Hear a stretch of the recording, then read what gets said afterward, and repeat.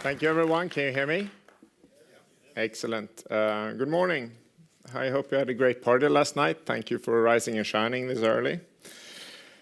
I'd like to present myself first. I've been working with data processing in one way or another, data processing and distributed systems throughout my career. My career took a sharp turn when a Google recruiter called a little over 10 years ago now.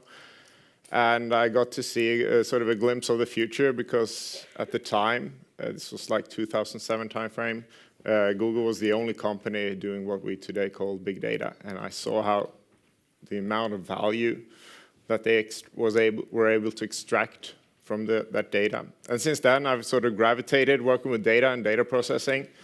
Today, I'm an independent consultant. I help companies extract value out of the data in a sort of controlled manner.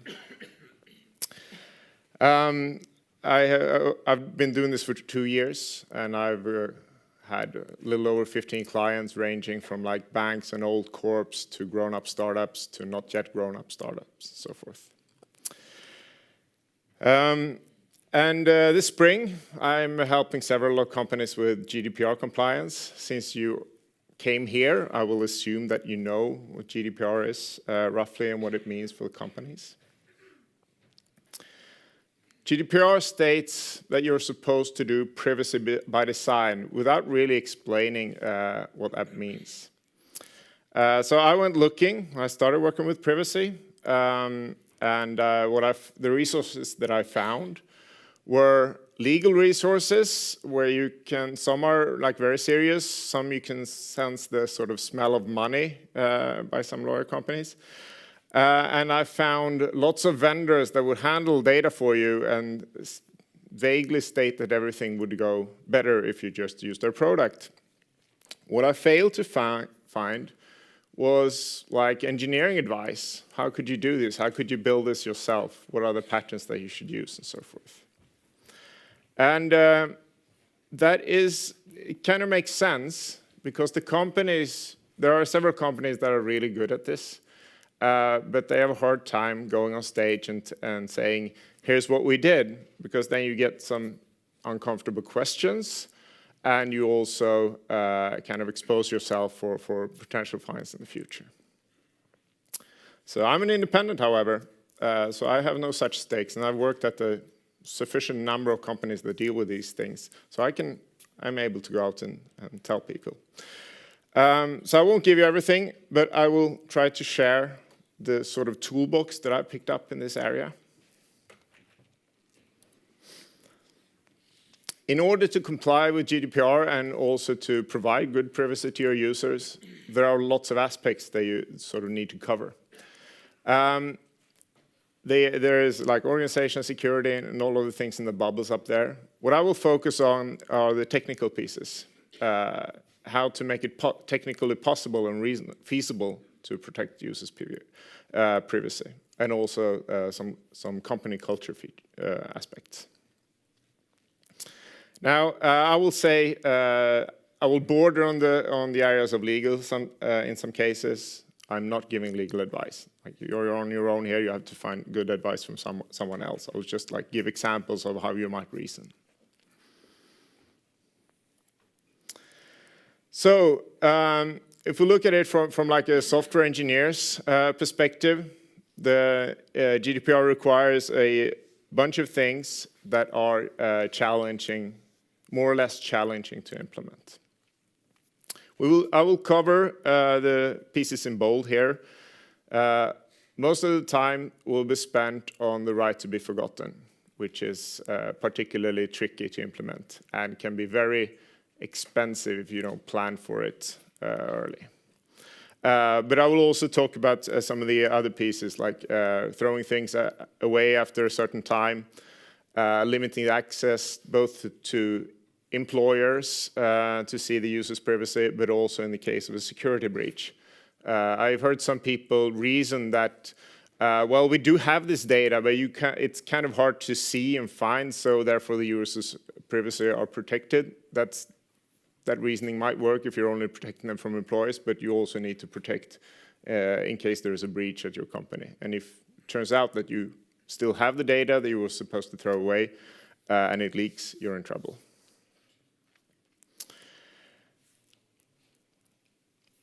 All right, why is this challenging? If we look back some 20 years in the sort of digital stone age, when we had things like the lamp stack, this is what systems might look like. You would have a web service, you had a client connecting to the web service, you had some logic in your application server or something, and you had the single database where all the data was stored.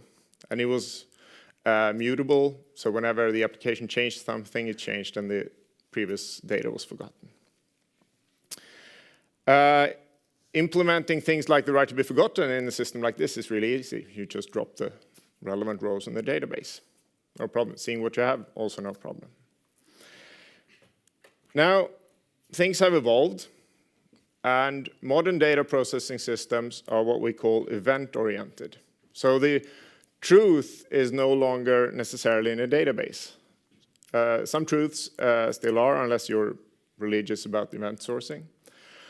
But many truths are collected as events, things that the user are doing and so forth. And since Hadoop came out, it has been economically feasible to store every single event that has happened since the dawn of time.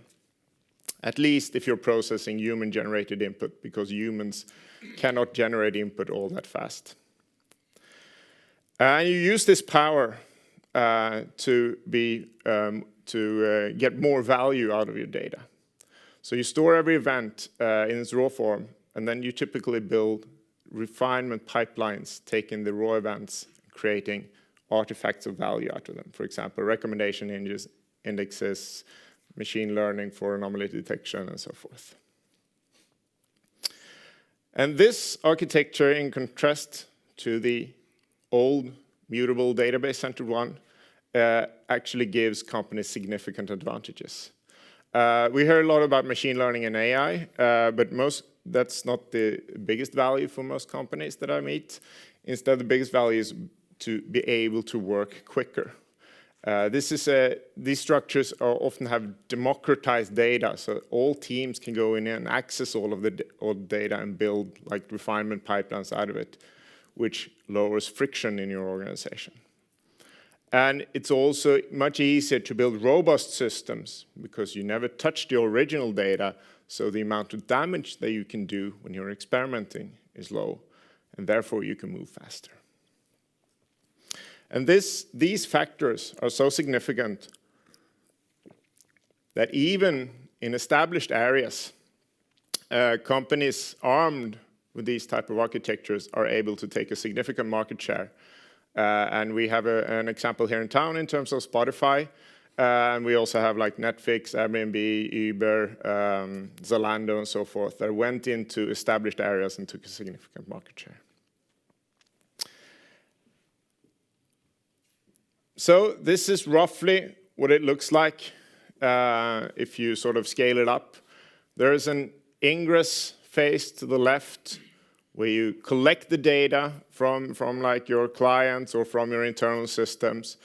You put it down into what's called the data lake, which is essentially a fancy word for a big file system where you store everything. It can be Hadoop, it can be your cloud storage. The raw events that you collect from the outside world go in what's called a cold store or raw zone, and these are never touched. If it wasn't for privacy, you will keep them there forever. And then from that raw zone, they're refined in steps. And finally, when you have an artifact of value, such as a recommendation index, you extract it from the data lake out into a serving structure like a SQL database or a NoSQL database. That's called the egress stage. How many people here work in companies where this sort of reflects what you're doing, what you're aiming to do or planning to do? Okay, a tiny handful. I held this presentation at Berlin Buzzwords last year, and that's a data processing conference, and everybody in the audience raised their hand. So this might be what's coming your way at some point. One of the key components in such a setup is called a workflow orchestrator. It's the data processing equivalent of a build tool. So it kind of works like Make. For those of you who have not yet experienced Make, Make is like Bazel or Gradle or Maven, but for old people. So the workflow orchestrator will look at the dependency graph of these flows that you give to it, and it will say, okay, so you want me to build data sets A, B, and C, and then it looks at the input data and says, well, we have some input data here, but we don't yet have the output data, so let me build that for you, and it then orchestrates the different steps. And if the output data set's already there, it does nothing. And it also looks back in time. So it will look back for 2 weeks or a month or whatever period you tell it to, and see, was there anything that I failed to do yesterday for some reason? Maybe the input data was missing, maybe a job went down. And it will retry and see if it works better today. And therefore, this component is key to the stability and robustness of the system. It makes the whole data processing system robust as a whole, even though the components are fragile. This is something that's used in batch processing. I'm focusing primarily on batch processing rather than stream processing, because today that's where you get 95% or more of the value out of data processing at scale. I'll briefly cover stream processing later in the slide. So if you're into data processing, if you're not yet using a workflow orchestrator, this is the most common data engineering mistake, is to start without one. This really is the tool that keeps you sane. If you're getting into it, use one of these. Both are excellent products.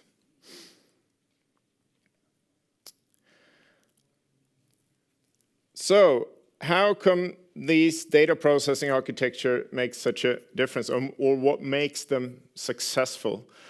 This is the data processing is like the architectural equivalent of functional programming. They're using a bunch of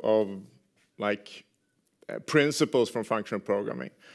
For example, the old data sets are immutable. Once you've written a data set down in files on disk, you never change it. So it's not like database tables where you go in and do updates to the table. Once it's there, you never change it. And instead, you apply a function to it, a data processing job, to create a new data set, which, again, you never change. It's always the same and so forth. And this makes the processing deterministic and therefore reproducible, so that if you're making errors or if you want to redo something, you can fix the code and then reprocess things, and you get the same result. And this enables you to move fast. But this also means that you will have many copies of your data spread throughout the data lake. Often there are many companies that have thousands of copies of their user database, for example. So when a user comes along and says, can you please forget the information you have about me? That gets a bit tricky. And therefore, in particular, the right to be forgotten is very challenging.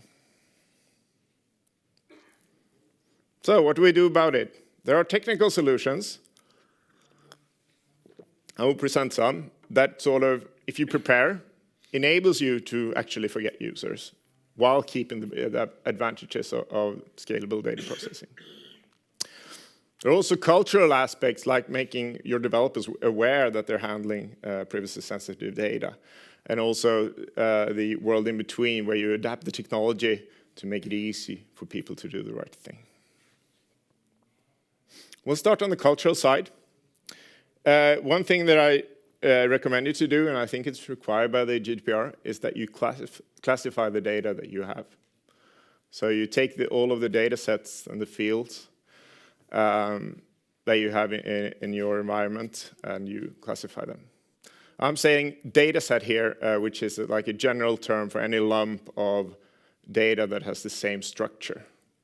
In a big data environment, it would be directories and a file system. But if you have a database-oriented environment, one table would be one data set or a part of a table.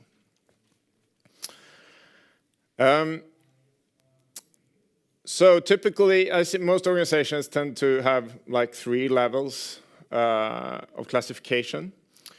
There is either insensitive data, which is like, for example, aggregated numbers that have nothing to do with a particular person.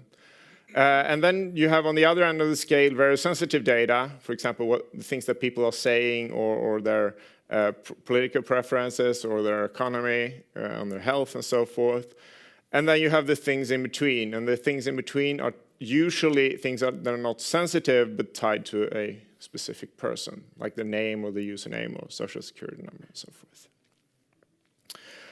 It varies between companies whether your application data, the things that users do with your application is sensitive or not. If you have a sort of harmless application like mobile games or music players or video players or whatever, perhaps it's not all that sensitive. If you have a healthcare application, it's very sensitive. If you have messages that people can write, you must assume that it is sensitive because people can write everything, including their political preferences.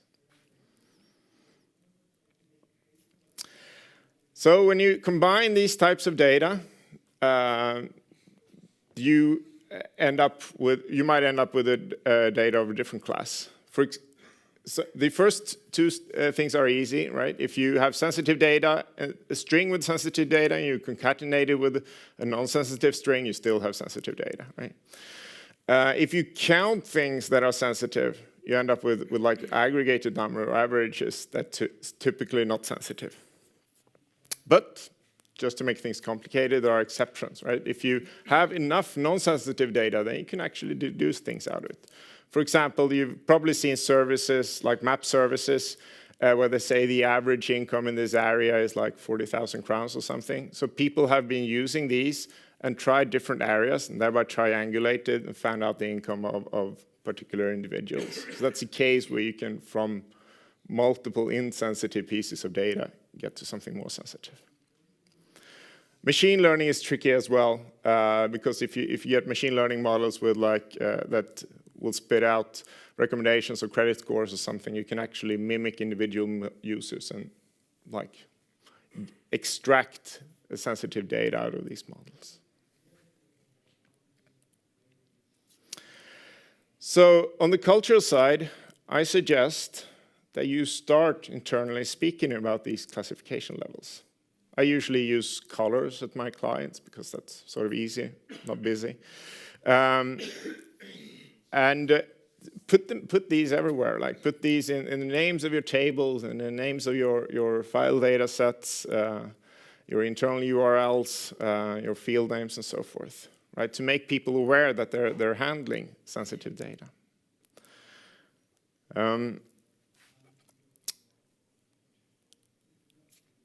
So moving on to the category, make it easy for people to do the right things. This is an example of something we did at one company. Rather than telling all the people that wanted to work with data, right, giving them instructions on how to work with the cloud and so forth, we wrapped up all the things that you could do in the data platform into one command. It's similar to like the AWS command line command and the G-Cloud command line if you're used to the cloud. So it was a gateway to all of the things that we were supporting. And this tool contained no business logic. It only contained hardwired configuration. So it knew the addresses of our production Spark cluster and so forth. And the purpose here, the primary purpose was to govern things, to sort of have some control over people's usage of the data. We didn't lock any other things down. We were just recommending people to do. So, and it would give us a way to figure out what people were doing if they were handling sensitive data and to put policies in place so that, for example, if you do an experiment, you should delete data after a while. Now, what I expected this tool to be to get the reception that people would feel constrained, but it was actually the other way around. Because it enabled a lot of people, for example, our data scientists, that were not so savvy with operations to do things, right? We already wrapped up how to bring up a Spark cluster for experimentation. And there was this tool contained a directory of the things that you could do, which enabled them to do more without learning all the technical details. So some time after this, when data scientists realized this, and the management realized that data scientists had power and could present graphs for their presentations, we had to put a limit in on 100 that you couldn't allocate Spark clusters larger than 100 nodes. And then some weeks passed, and then it was announced that somebody was now responsible for cost control. So I saw that as a great success, and I recommend clients to do this nowadays. So, moving on to the technical side, in a data lake, in a data processing environment, how do you protect the privacy of individuals? There is one strategy that I've seen one company try, which is to get the incoming data and then sort of scramble it, anonymize it, pseudonymize it, and so forth, so that everything in the lake is kind of not so sensitive. This is simple to implement and therefore tempting, but you will limit the value that you can extract of the data quite a lot. And also you can actually trace back and sort of de-anonymize the data. This is not a strategy that I recommend, but I see companies try it. Instead, what I recommend is to do privacy protection when things go out of your data lake. So the machines and the jobs inside the data lake, they can see all of the sensitive data. Whereas whenever you take data sets on the outside and put them in a relational database or start looking at them, then you sort of look at this data and say, okay, what privacy sensitive data do we actually need? Is it not sensitive, or can we discard the sensitive data, yes or no? If we cannot, then put it in a sort of lockdown relational database, for example, where we have better access control and so forth. This works better. You can do more things with the data, but it also requires you to be a bit stricter with the operational environment.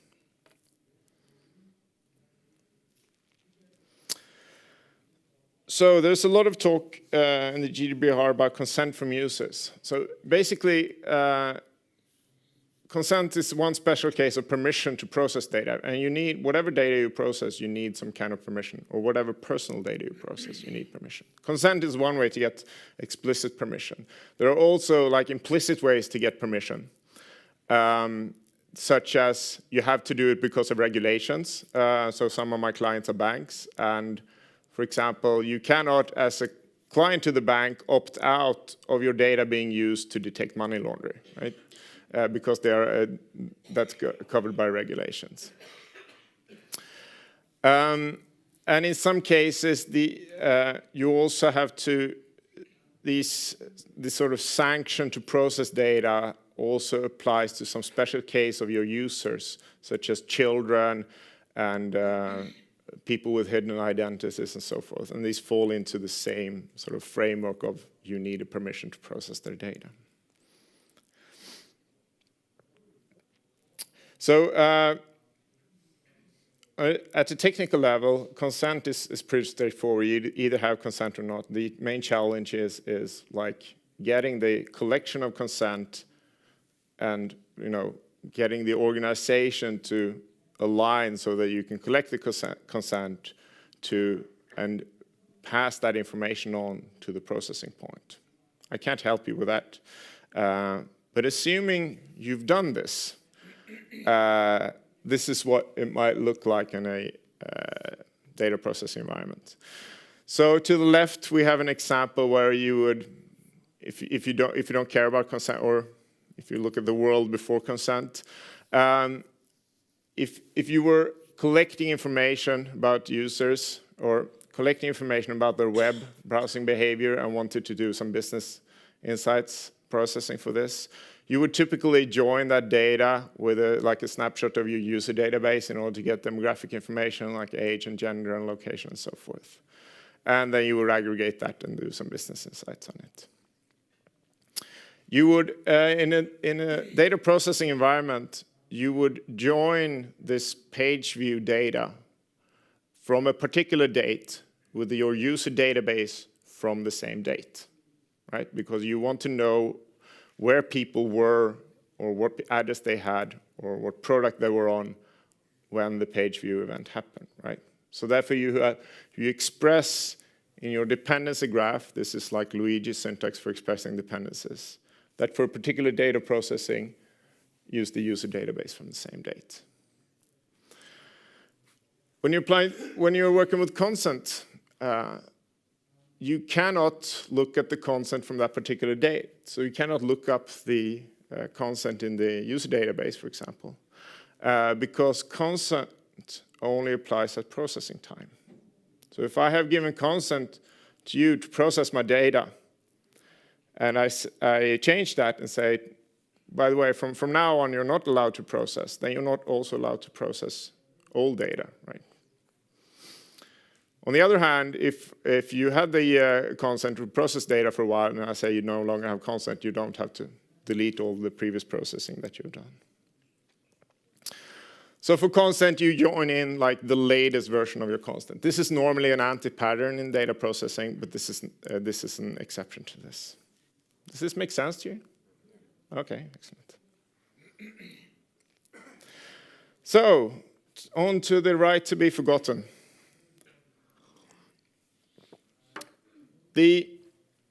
As I said, because of these functional architectural principles, if you're naive about how you deal with the sensitive data or personal data, it will spread throughout your data lake. And I've seen very bad examples of this. And this is a point where you need to sort of plan early, because this will, if you don't, the depth and the amount that you have to clean will build up rapidly. The best thing to deal with personal data is to discard it. Then you're like safe. There are different ways to discard the data. So one naive, simple way is just to drop the user information when you get the data.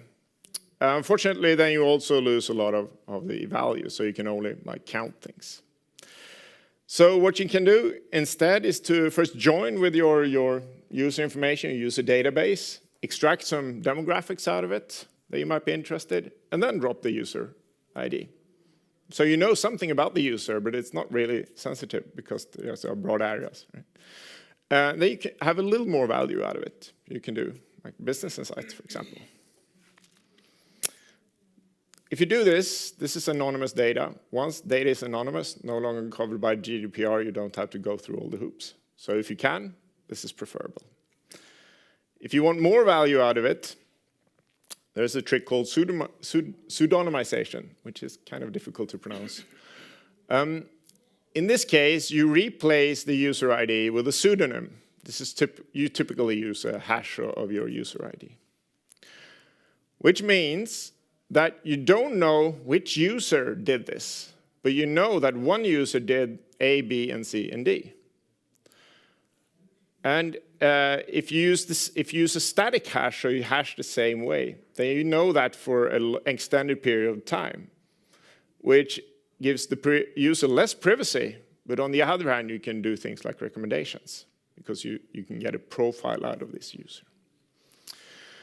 If you add something called a cryptographic trick called a salt to the hashing algorithm. A salt is basically a random string that you can put in when hashing things and when encrypting things. You can no longer sort of recover the hash if you have the clear text ID, so the user gets more privacy. On the other hand, you get less value from your result. Which one is right? That depends entirely on your application. I'm just giving you a toolbox here. So, when a user wants to be forgotten, let's say that you change the raw data that you have collected. You sort of have to do that in order to be compliant, even though it's supposed to be immutable. Now with all the copies, the things that you have processed from this raw data, that's still around, and you have to deal with it in some way. So one way is to make sure that you reprocess all the data. So I know you have done this all joins with the user database and so forth once, but in order to completely forget people, if you do it again, that user will be forgotten.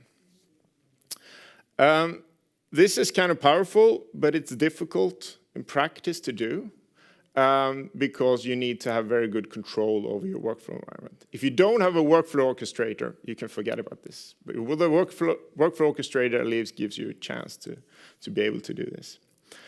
I know of 2 companies that use this strategy, and both are Californian-based, and they have a culture with like centralization and technology coordination. If you have such a culture, this might be feasible. If you have a culture with a decentralized company and autonomous teams and so on, I would not recommend this path. It might be necessary in some cases, however, if you go outside of the data lake and push things into egress stores, you might need to have some kind of governance to sort of kick these databases where you have exported your data. Now, what can you do instead? This is a common trick. When the raw data comes in, you split it and separate the personal data from the non-personal data.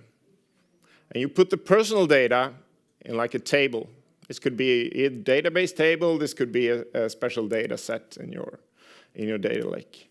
And you have a technical ID to join these 2 things together. And instead of copying this personal data around, you just copy the reference to this record around. So whenever a job needs this personal data, it goes and joins with this personal information table, but it never copies the personal data around. So whenever a user wants to be forgotten, you just eject that record from the personal table, and there's no information left about the user. This, implemented as I show here, will give you pseudonymization because you still have the same technical ID.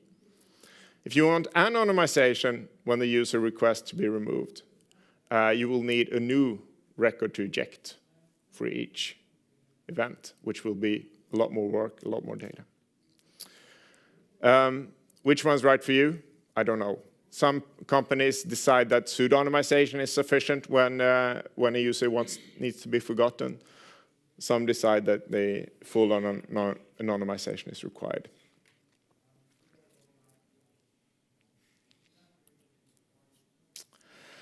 So, removing things in data sets that are supposed to be immutable is kind of difficult. And we don't, technically in a data lake, we try to never go in and like tweak the actual records.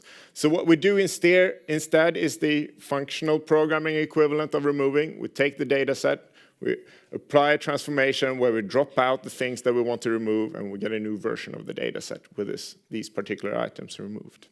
So we typically do this per day when we get the list of users that want to be forgotten.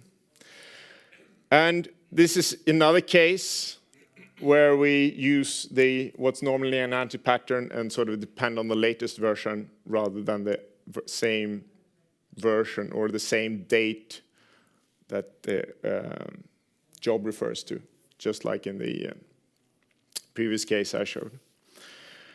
And then you can still keep sort of the old data sets where the user has not yet been removed around for a little while in order to recover if you have done something wrong, if you accidentally removed all the users and so forth. But you need to have a short retention time, so like weeks or something. I think the GDPR stipulates that you have like 1 month to remove users that request.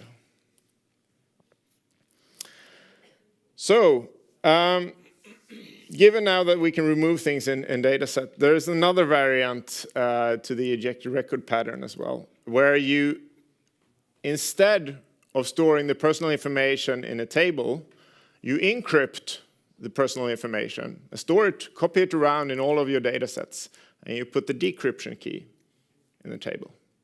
And when the user wants to be removed, you throw away the decryption key. And if you don't have any decryption key left, you have no way to actually get to the personal data. Even though you have the encrypted data, you cannot make use of it.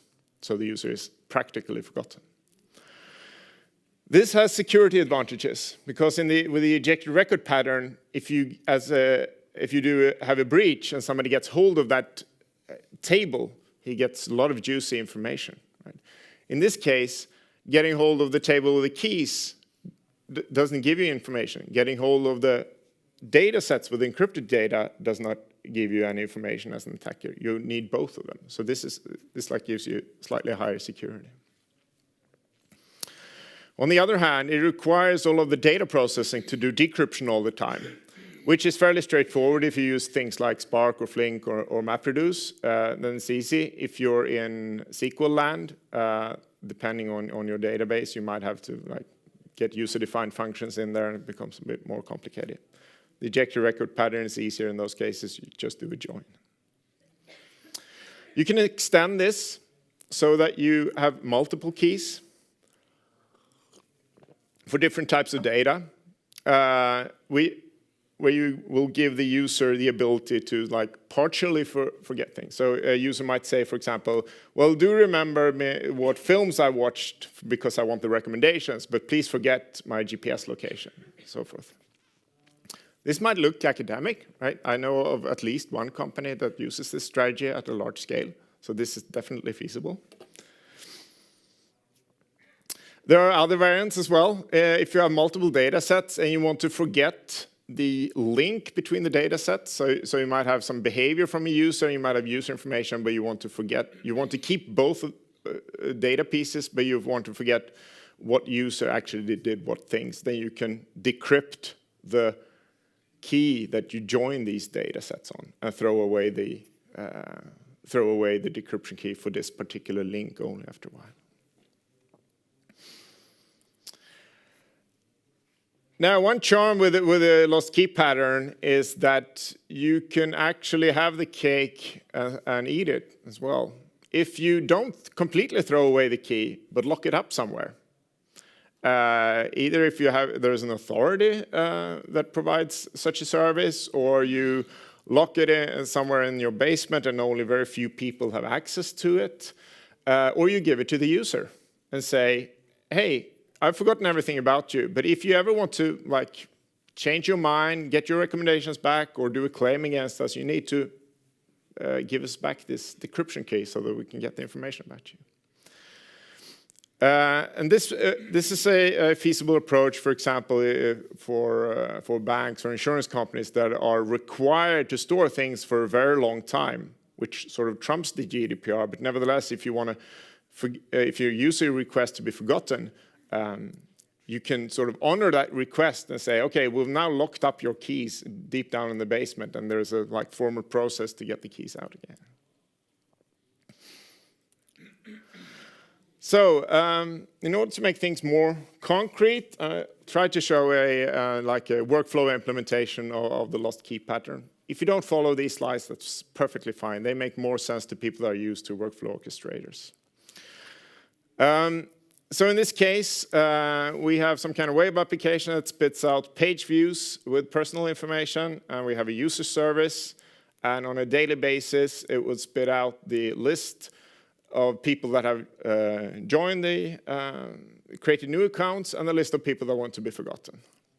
And in this example, we want to get our daily active users on the web, and we want also to send out mails to people that might have selected the same username. This is in this example, there's an application where you can sort of change your display name, and if you have duplicates there, you want to send a mail to them and say, sorry, you have a duplicate.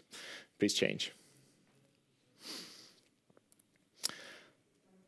So, from the first, you want to, the raw new user contains personal information. So, first thing you do is that you create new encryption keys for the new users, and then you use these encryption keys to encrypt the personal data inside raw new user. So you get new user with non-sensitive data, and then some some encrypted data.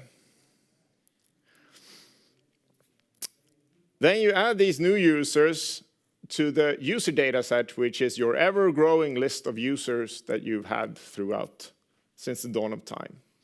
And this is a recursive data set, so you take yesterday's user and you add the new user to get a new one. And then you do the same thing with the user keys, except that here you also take the forgotten users and you remove their user keys.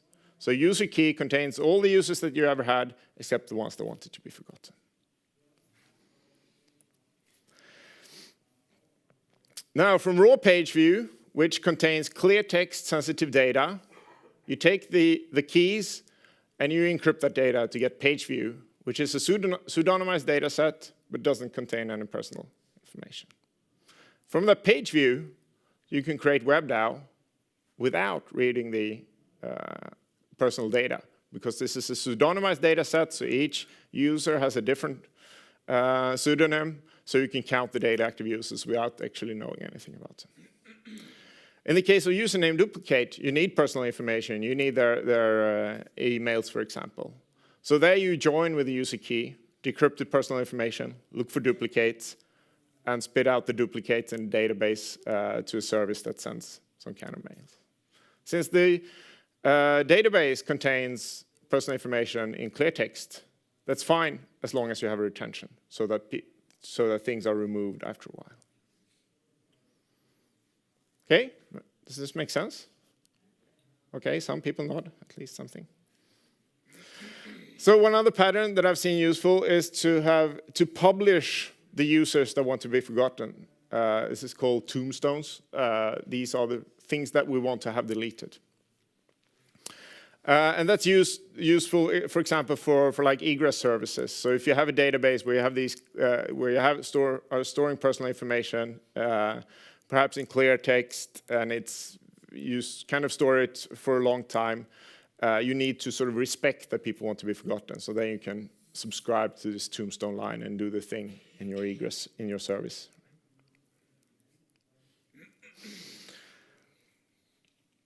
So deleting things. In a distributed system, actually deleting data can be very difficult, surprisingly difficult. If you have a distributed storage solution, the data is copied and spreads everywhere, and even if you try to delete it, it doesn't necessarily get deleted. So if you take Cassandra, which, here as an example, it's a distributed open source database. Things are not deleted. Instead, tombstones are published inside of the storage system, and which doesn't actually delete any data. It's just like honored as not returned by request whenever somebody asks for the data. But if you have disconnected nodes, they won't see the tombstones in a while and so forth, and only much later data is actually deleted.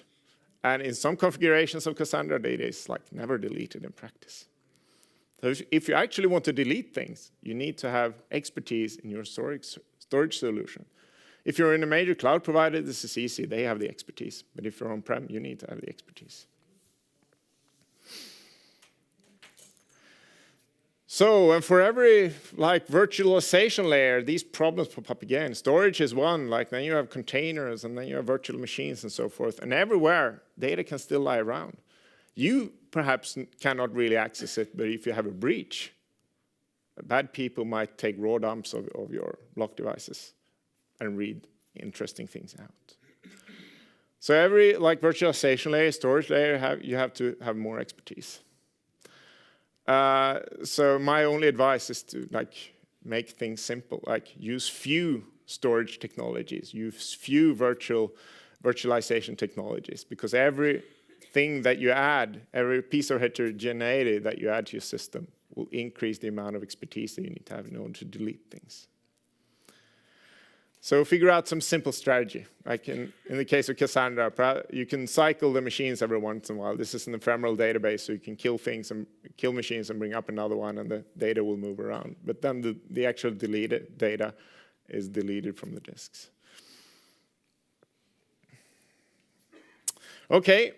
Some things that you should definitely not do.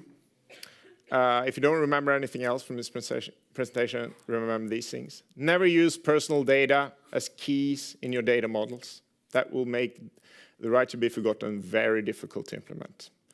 So, for example, personnummer, social security numbers, which were like designed to be unique keys for people, are highly unsuitable as unique keys. Never published what you think might be anonymous data, because it might very well be pseudonymous, and then you have a significant leak, and we have some spectacular examples of this in the past. So perhaps you cannot make sense of it, but in combination with other information, somebody might. So for example, Netflix published a pseudonymous data set for competitions, and somebody took that data set, compared it to activities on IMDb, and were able to figure out which users corresponded to which data. And never publish things that contain personal data as well. So if you allow people to share URLs to their like playlists or whatever, don't include the username. Don't make these completely anonymous. So retention, you also have to forget things after a while. After a while, depends on what kind of data you have. In some cases, it's on the order of months. In some cases, it might be over 10 years. But you're not allowed to keep things forever, only for sort of some kind of reasonable time. This also conflicts with the idea of immutable data. For technical reasons, we would like to store things forever. So this is much simpler, because the retention basically means that you need to remove entire data sets, which is a lot easier in a lake. So if you're removing a data set that you've done some processing on, what you do is you respect the wishes or respect the regulations and remove that data set, but then you take the things that you've derived from that data set and like promote them into the cold store, freeze them down. And that will not affect your workflow orchestration or anything, so this is actually fairly easy to do. Promise to say something about streaming. Scalable streaming processing systems sort of look the same way, but instead of data sets, you have unbounded streams that different jobs would read the streams and process and emit data to different streams. So you have pipelines in a similar way. Some of the patterns that I've shown work for streaming as well. Most people use the ejected record pattern, so they don't send personal data around as streams. Instead, they send a handle to a database table, and you can look it up there. Lost key pattern also works. Retention is not much of a deal in streaming environments, because they're naturally limited in the time that they keep the data. There are some exceptions. The New York Times, by the way, for example, have this stream that goes on where they have data back to the 1850s. That particular data is not personal, but there are other examples like this. So the users are also allowed to correct data that might be wrong. And this, if you want users to do this, it will effectively put like a human element here in your data processing pipeline. You do some processing, and then you want some human operator to be able to correct that data based on input from the user, and then you want to do some more processing. But humans are terrible as data processing elements for a number of obvious reasons. So instead, what you do is that you tweak these pipelines around and emit a partial result on the egress side, and you make a service where you can curate data and say, hey, I want to override this particular data that the system has. And then you add that the curation input as a data set which overrides the sort of data in the machine. Also it might look a bit complicated here, but it's also not all that difficult to do. That's what I had to say. There are a bunch of resources that you might want to look up if you want to know more. I've had help from a whole bunch of people, good people that know different parts of these things, so I would like to give them credit. If you want assistance with GDPR, there's Sofia Albertsson up here is running a small legal firm that have good competence in these areas, and she helped me with the presentation. On the technical side, I'm able to help you. We are actually, the demand for like big data, privacy, so forth is actually so large that I'm currently starting a company with a colleague in order to scale this out and help more people.